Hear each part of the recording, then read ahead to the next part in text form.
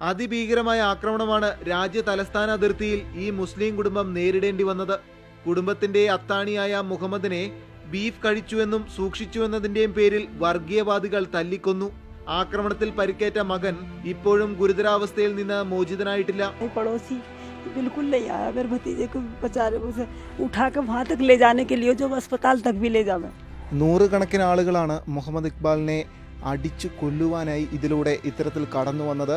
തുടർന്ന് ഈ ഗ്രില്ല് അടിച്ച് തകർത്തതിന് ശേഷം ഇവിടെ ബീഫ് സൂക്ഷിച്ചിട്ടുണ്ട് എന്നതിൻ്റെ പേരിൽ മാത്രം ഈ വീടടക്കം അടിച്ചു തകർക്കുന്ന ഒരു സാഹചര്യം. ഇതിലൂടെയാണ് വലിച്ചിഴച്ചു കൊണ്ടുപോയത്. രക്തം പുരണ്ട പാടുകൾ മാത്രമാണ് വീടിനകത്ത് എങ്ങും കാണാനുള്ളത്. ഇതിനിടയിൽ പോലീസ് ഈ കേസ് അട്ടിമറിക്കുന്നതും ഭീതിയോടെയാണ് ഈ കുടുംബം കാണുന്നത്.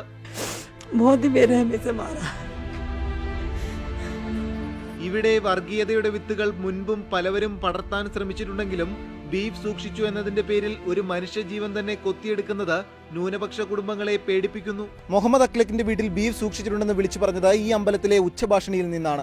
ഹിന്ദുത്വവാദികളെന്ന് സ്വയം വിശേഷിപ്പിച്ച ബീഫ് കഴിച്ചു എന്നതിന്റെ പേരിൽ മാത്രം ഒരു മനുഷ്യജീവന് പുല്ലുവില നൽകിയവർ ആരുടെ വർഗീയത വളർത്തുകയായിരുന്നു, വർഗീയ ദാഹം തീർക്കുകയായിരുന്നു എന്ന ചോദ്യം ബാക്കിയാകുന്നു.